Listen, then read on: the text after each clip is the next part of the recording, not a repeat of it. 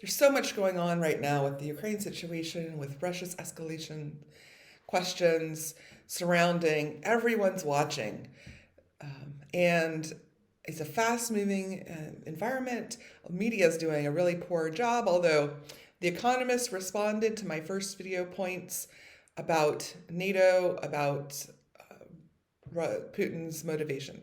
So good job to the Economist. They had predicted last week that Putin wouldn't invade, which is a very not a good prediction.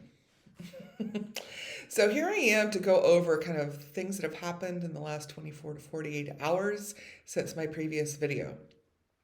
First of all, everybody's focused on the troop question because Putin is telling people one thing, the media picks up whatever he says.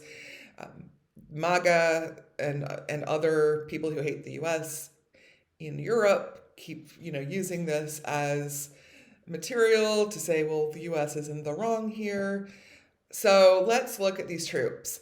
So first of all, NATO has made it very clear and backed up the Ukraine statement that we watch what Putin does, not what Putin says. So Putin says whatever about whether these troops are coming back or are being sent home or not, but there's no actual evidence. There was some video footage of some troops retreating from Crimea. That is not where the majority of the army is stationed. So there is still some presence in Crimea, but the heavy armed forces are to the north in Belarus and on other sides of Ukraine. Crimea only makes up a small portion of the total army military force that Russia has in place surrounding Ukraine. So if troops are really not the only thing to watch. There is so much else going on right now. There's so much else to watch. For example, what's going on in Russian parliament is much more linked to what might happen, to what Putin's strategy might be. Now remember, in my first video, I covered that I believe what he wants to attain here, but has a problem and has varying degrees of how far he's going to have to go with his military operations to get what he wants. What I believe he wants is land access to Crimea by taking these southeastern regions of Ukraine and annexing them. The reason it's important to watch what's going on in Russian parliament is because this is the topic they're talking about. So obviously Russian propaganda has been very prominent in this region to stir up pro-Russian sentiment, anti-Ukraine sentiment. So there are fights going on in this region about whether they should become independent from the Ukraine. And that is what the discussion in the Russian parliament is about. The Russian parliament has voted to approach Putin and ask him, please recognize these regions as independent and separate from the Ukraine. So that's what you want to watch, because the events surrounding how he narrates what's happening in that region is going to be whatever he uses to justify whatever move he wants to make. Yesterday, Ukraine government and government-owned banks were hacked. So there's a massive cyber attack happening in the Ukraine, particularly I think the Ministry of Defense and banks. And so Jake mentioned in his press briefing Monday that they were going to send money to the Ukraine. I have asked him to consider the pros and cons of sending money to a country whose banks have been hacked. In my opinion, sending your own assets that you have control over is much more secure. So people are sending weapons to the Ukraine, people are sending money to the Ukraine, but then the Ukraine banks have been hacked. I think sending an army to the Ukraine means that your assets are all kept under your own control. There's a lot less risk. It's just basic risk management. If you're going to send assets to the Ukraine, the way to minimize the risk of what happens to those assets are to have control of them yourselves, not to send money to the Bank of the Ukraine that has been hacked. So after Biden's press conference yesterday, a person in the media said, have they been hacked? And it was after these events had already happened. And I really thought, why are these people in the media showing up to a White House press briefing less informed than I am? That was in the news that Russia had the cyber attack. And the cyber attack, I believe, is meant to weaken Ukraine. Russia is planning to invade. I read that the cyber attacks can help them get intel about what the Ukraine plans to do. So hopefully Ukraine is being very careful and using encrypted methods to communicate their intel that circumvent this cyber hack attack. But it's to me it looked like an act of war. My father said that cyber attacks have never been classified as an act of war previously, but I think if it's one government against another government while they were going to invade them, to me that was an act of aggression. So that's my opinion. I do not know how that will play into things, but I do think that it weighs heavily and gives Biden some leverage in Congress to say that sending money to a government that has had their banks hacked by the opponent is not the most secure way to send assets to support them. So that's really what people need to be watching, not any smoke screen that he's trying to divert everyone's attention to whether troops come or go or not. The troops are staying put. He's not going to take the troops out of play, particularly in significant measure. That brings me to Biden. As I said to Jake from day one, weeks ago, this is a chess game. And so can we de-escalate this compared to what he did with Crimea is the big question. And Biden had his very strong statement yesterday, 10 minutes long, so concise. As a moderate Georgia voter, I voted to have a commander-in-chief who was in control. He demonstrated complete control. Whether or not I agreed with everything he said or not, I felt that he did a very good job in how he communicated about Russia, that he demonstrated that the intention is not aggression. He told Putin and the Russian people that the U.S. is not their enemy. So I mentioned that I believe that the only way to de-escalate the situation and help and make Putin's troops stand down is by having an opposition army in place that can match the size and caliber of the army. Biden definitely did not take this approach yesterday in his speech. He said that he was going to approach this with strict sanctions. And after Crimea, Obama levied a huge, very hard sanction package against Russia. But here we are. So this is kind of like Trump and impeachment, right? Trump was impeached and they said, oh, well, he learned his lesson. He won't do it again. And he never listened to them twice. Like he was impeached twice. And they kept saying, oh, he's learned his lesson now.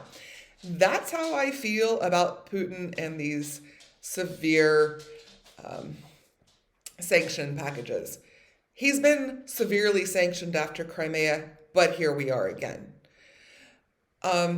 So what I heard from Biden's, I mentioned that Biden and NATO cannot send military force to defend Ukraine unless they have popular support. I've mentioned earlier in the week that the MAGA crowd was really getting stirred up and criticizing Biden about the inflation problem and this being a diversion. So I've seen MAGA tone down that rhetoric. Even Newsmax publish something they would believe France. They'll believe intelligence from France. They'll believe Macron, but they won't believe Biden. But they at least believed France. At least they believed intelligence that came from another country. Maybe they felt like they just needed to fact check everything, since there are enormous questions, being paranoia on the right in the conservative and Republican communities about how trustworthy this administration is. We know where some of the skepticism has been planted. But they are skeptical, so it doesn't hurt to have outside sources reinforcing the same things Biden's saying. So I did want to observe, I was surprised, I was shocked when I saw that from Newsmax. And so Biden did say that he has bipartisan support in what he's doing and the strong stance that he's taking. So people are starting to unite and come together in the United States behind Biden's approach, behind Biden taking a very hard stance against Putin. And the Senate had a display of solidarity with Ukraine yesterday. So things are in motion. Biden is still at a place of not putting Putin in a corner, leaving avenues open to Putin. Putin did respond very positively yesterday, saying he's willing to talk to NATO. That compared to the weekend when he wanted to shut down conversation. The conversations are staying open. I honestly do not know whether they will be productive because he already has over in Russian parliament the pieces in place to play up an excuse to invade based on trying to take over this eastern area of Ukraine. Sorry, somebody advised me that it's no longer the Ukraine, it's now just Ukraine. It's still the Netherlands, so I'm gonna have a hard time with switching on that. So those are things that happened in the US yesterday. At the end of Biden's speech, he said something that I said in my first video was a pretty shitty position to take. He basically said that Ukraine would not be defended. He said NATO would defend all of the NATO countries around Ukraine if Putin threatened any of them. And I had said in my previous video that saying that the NATO has no obligation to defend the Ukraine is a shitty position to leave them in, since this is about Ukraine wanting to join NATO. So it's really just a shitty position for Kiev to feel like they're high and dry with no allies if they get invaded. So we'll see how that plays out, which brings me to what's been going on in the EU in the last several days. So Schultz visited Ukraine. I can't do it. And then Schultz visited Putin. I thought it was funny that both Schultz and Macron declined taking the PCR test because they don't want the Russians to have their DNA.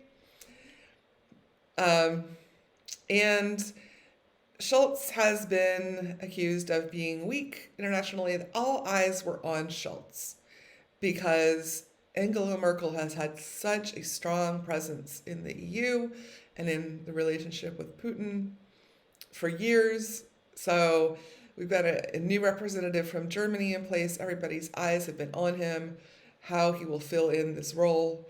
Again, he has not had much warm-up time in his new title as chancellor at all to prepare for all of this, but apparently he enjoyed standing up to Putin. And of course, as my father mentioned, a big motivation for Putin is that he really wants to sell gas to Germany. On the topic of sanctions, I have said that harsh sanctions packages from the U.S. don't seem like they'll necessarily be effective. The Economist did mention last week that Russia has done a lot to manage their risk from any threats from the U.S. So economically, Russia is not very dependent on the U.S.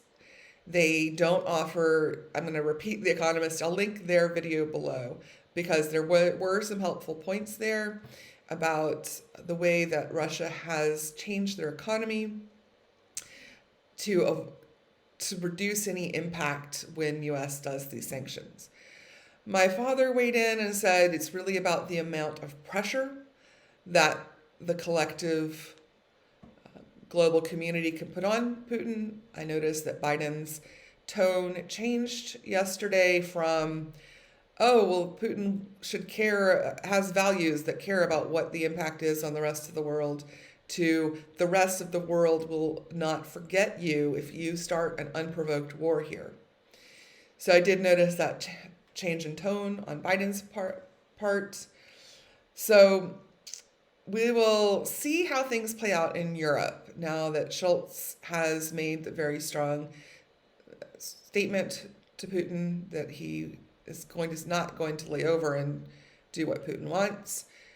What I think is more interesting is the debate that has been going on in the European Parliament.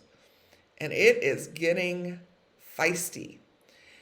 So first of all, Politico published a poll that said that in the Europe, there is support to defend the Ukraine now. So if popular support is needed for NATO to take military action in Ukraine, that popular support is growing and it is close to getting there. Guy in the European Parliament today, started firing shots. What are you going to take from here as a conclusion of this debate? In my personal view, I think there is an enormous unity in this parliament. Besides some people of the extreme left who are still thinking that the Soviet Union exists, and besides a part of the extreme right financed by Putin, I think all the rest has a huge unity. And I think that the conclusion of this debate, if I can give an advice or a suggestion, is that we need a more robust strategy of the European Union. It's true, you did your job, and maybe more than is possible with 27 ministers of foreign affairs. But the conclusion of this debate is we need a more robust stance. I was on the 20th of February on Maidan 2014, when in the morning 49 people were killed by snipers.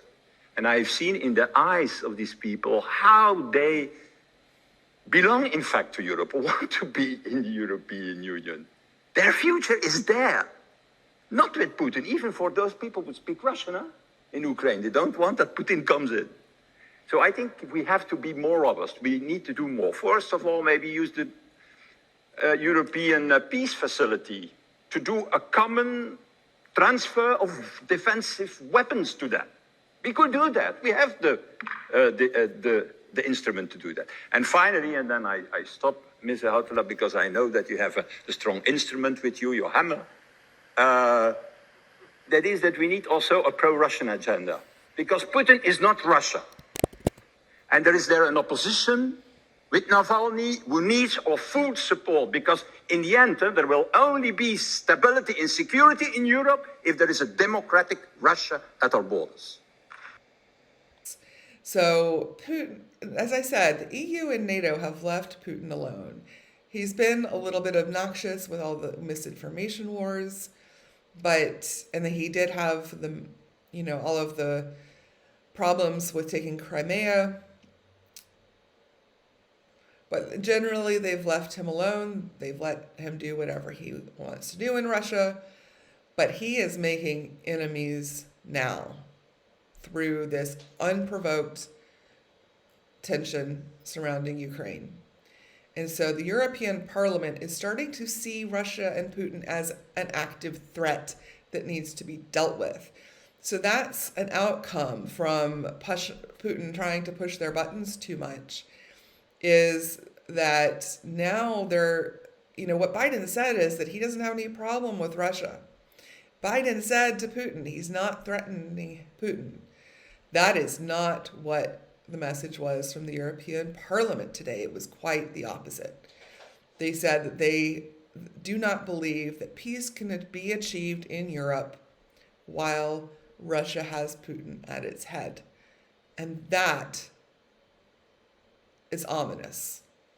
I will leave it at that, because that's a degree that has not ever been taken prior to Putin escalating this tension at this time. So that wraps up most of my observations about what's going on and where people need to be watching. I mentioned I did take away from Biden's talk yesterday that probably sending NATO or American troops directly into the Ukraine would be seen as aggression. I mentioned it would still not be a World War III event. And I think perhaps now that there is growing support in Europe, if there is growing support in Europe and from NATO, then the U.S. may follow along in suit. Again, the Senate is starting to be unified behind the support for the Ukraine. I should put a penny in a jar every time I make that mistake. And so we'll just see how this continues to move forward, particularly in the U.S. How I think, like I said, this is a chess game, but the U.S. is watching what Putin's moves. And so if he continues not to move the troops away, if NATO and Europe continue to increase the support for military defense of Ukraine, we could see the U.S. called action. I think that they will probably be the last. I don't think that they will lead the charge. I think they will follow NATO's lead from the Europe, because obviously the war is about Europe, not United States. So for people asking why the United States might get involved, the United States does have treaties with European countries. They are allies, which means when European countries go to war, the U.S. is there to support them. So that is why the U.S. would be involved here. I do not believe Biden's in a position where he wants a war. I don't think Biden is in a position where he's going to be the leading force in making that decision to send military defense of Ukraine. I think he will follow if the EU makes that decision.